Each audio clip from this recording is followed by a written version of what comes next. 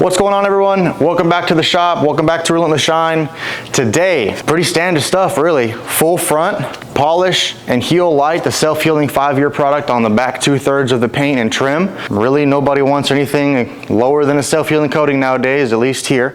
But we're doing the full hood, full fenders, the flares, headlights, bumper, and mirror caps, all in Expel Fusion. So 10-year warranty with a ceramic coating built in. So it's literally perfect, no missed spots, no high spots, no nothing.